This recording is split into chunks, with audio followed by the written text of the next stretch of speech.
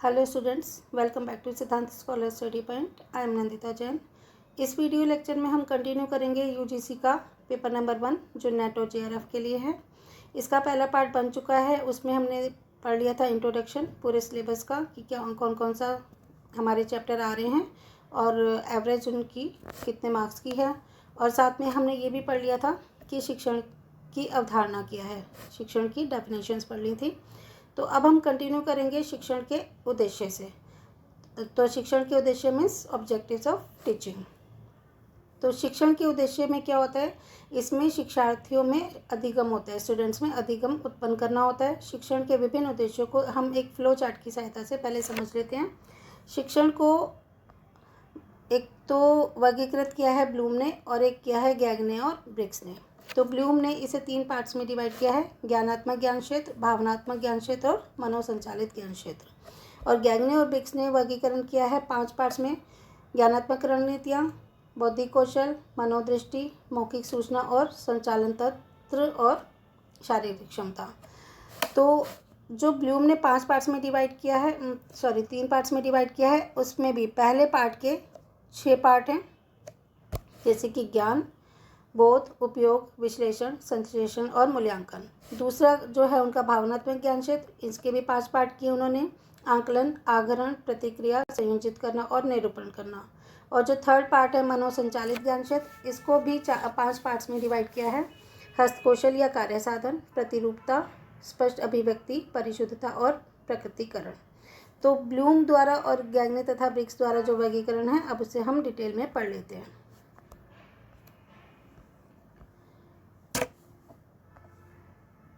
Bloom ने शिक्षण या अनुदेशात्मक उद्देश्यों को 3 भागों में विभाजित किया है और 1956 में विभाजित किया था उन्होंने।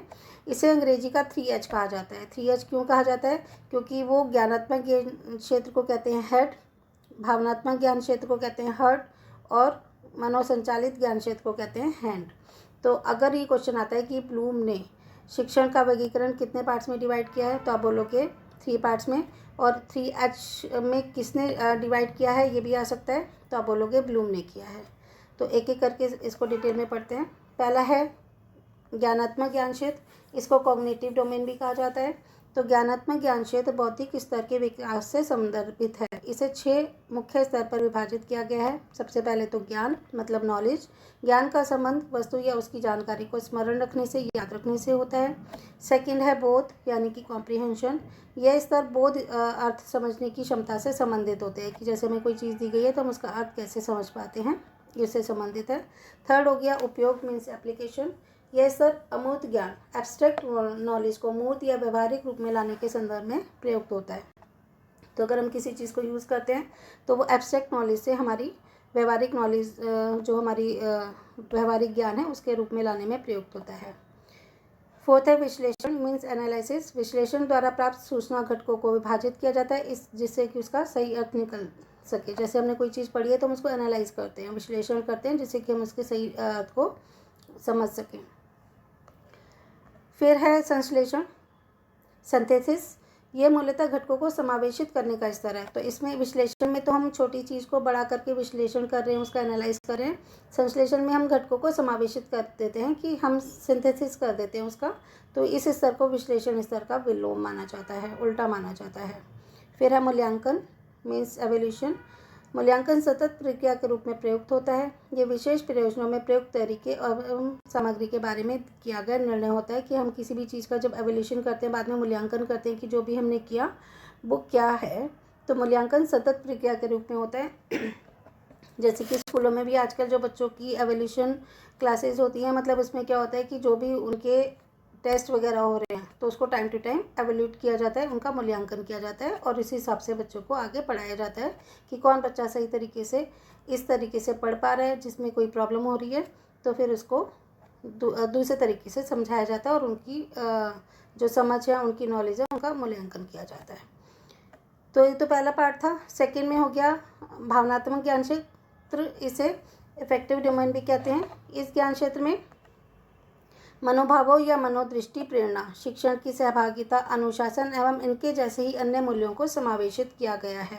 कि जो मन के भाव होते हैं, मनोदृष्टि होती है, शिक्षण की सहभागिता, कि बच्चे कितने स्टूडेंट्स जो हैं वो कोऑपरेट कर पा रहे हैं, अनुशासन कितना वो डिसिप्लिन में रहते हैं, और इसकी जैसे अन्य मूल्यों को समावेश किया जाता है। इसके भी 5 लेवल्स हैं।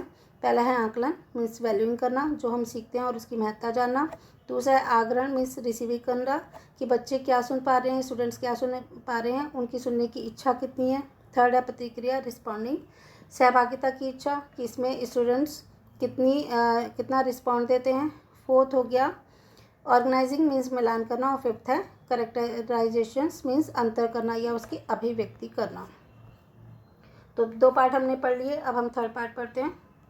थर्ड पार्ट है ब्लूम द्वारा जो दिया गया है, वो साइकोमोटर डोमेन, मनोसंचालित ज्ञान क्षेत्र।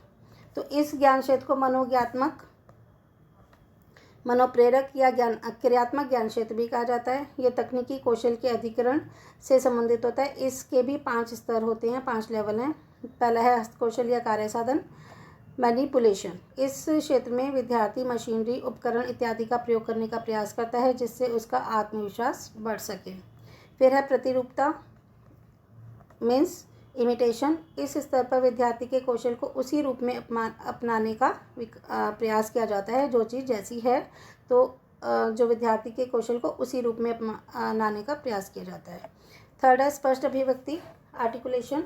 यह स्तर सतत अभ्यास पर निर्भर करता है, कि कंटिन्यूसली अगर प्रैक्टिस करते रहेंगे तो उस पर निर्भर करता है। फोर्थ है प्रिसीशन, मीन्स परिशुद्धता। किसी कार्य को बार बार करते रहने में उसमें सुधार या शुद्धता आती है, कि जब से कोई चीज़ हमसे एक बार में नहीं हो पाती तो हम उसको बार बार करके देखते हैं, तो जिसमें थोड़ा सा करेक्शन हो जाता है और प्योरिटी भी आ जाती है, परिशुद्धता हो जाती है। फिफ्थ है प्रकृतिकरण, मीन्स न्यूट्रलाइजेशन। नेचुरलाइजेशन। इस स्तर पर शिक्षार्थी शिक्षण के अनुरूप कौशल को आत्मसात करना, संशोधन करना तथा नई तकनीकों को नियत करता है तथा उसमें को आत्मसात करता है, इनहेल करता है, कि चीज़ों को सीखता है। ठीक है, प्रकृतिकरण मतलब नेचुरलाइजेशन। इसमें स्तर पर विद्यार्थी शिक्षण के अनुरूप कौशल को आत्मसात करता है, जो भी कौशल है उसकी स्किल्स हैं उसको इनहेल करता है, उन्हें संशोधित करता है कि कुछ करेक्शन करना हो तो, या फिर नई टेक्निक्स को भी इनहेल करता है। तो ये था ब्लूम द्वारा वर्गीकरण शिक्षण का। अब हम पढ़ने जा रहे हैं गैग्ने और ब्रिग्स के द्वारा शिक्षण का वर्गीकरण। तो गैग्ने तथा ब्रिग्स ने शिक्षण के वर्गीकरण को निम्नलिखित स्तरों पर विभाजित किया है। पहले तो ज्ञानात्मक रणनीतियाँ, मीन्स कॉग्निटिव स्ट्रेटजीज। इस श्रेणी में किसी व्यक्ति के स्वयं के शिक्षण, स्मरण शक्ति एवं विचार कौशल को विकसित करने हेतु तकनीकों एवं विधियों को समावेशित किया जाता है। कि क्या होता है, जैसे कोई व्यक्ति है, स्वयं के शिक्षण जो उसने जो शिक्षा ग्रहण की है, या उसकी जो स्मरण शक्ति है, मेमोरी लेवल, या उसका विचार कौशल, कि किसी चीज़ के ऊपर उसके अपने खुद के विचार, उसको विकसित करने के लिए टेक्निक्स और मेथड्स को समावेशित किया जाता है। सेकंड है बौद्धिक कौशल, इंटेलेक्चुअल स्किल। बौद्धिक कौशल किसी समस्या को सुलझाने, सीखने की अवधारणा तथा नियम सीखने में महत्वपूर्ण होते हैं। कि बौद्धिक कौशल किसी समस्या को, पहले कोई प्रॉब्लम आ गई है तो उसको सुलझाने के लिए, और फिर उसमें सीखने की अवधारणा की भी, उसको सुलझाने के बाद उसको सीखना है, और नियम सीखने से संबंधित होते हैं। तो नियम जो हमारे बने होते हैं उनको सीखने से महत्वपूर्ण सिद्ध होते हैं बौद्धिक कौशल में। थर्ड है मनोदृष्टि, मीन्स एटीट्यूड। यह किसी व्यक्ति की आंतरिक या मानसिक स्थिति को व्यक्त करता है। जैसे होता है ना कि इस व्यक्ति का एटीट्यूड कैसा होगा, तो उसकी आंतरिक और मानसिक स्थिति को व्यक्त करता है। फोर्थ है मौखिक सूचना, ओरल इन्फॉर्मेशन। मौखिक सूचना का प्रयोग किसी व्यक्ति द्वारा ज्ञान का आयोजन करने से संबंधित होता है।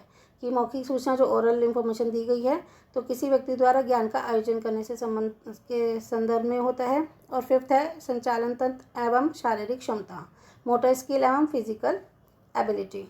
तो इस स्तर पर मस्तिष्क, तंत्रिका प्रणाली और स्नायु तंत्र एक साथ कार्य करते हैं। जैसे हमारी मसल्स वगैरह होती है ना, तो हमारा मस्तिष्क हो गया, हेड हो गया, और जो मसल्स होती हैं तो ये सब मिलकर एक साथ कार्य करते हैं, तथा उसमें सामंजस्य कैसे स्थापित करना है ये इसके अंतर्गत आता है।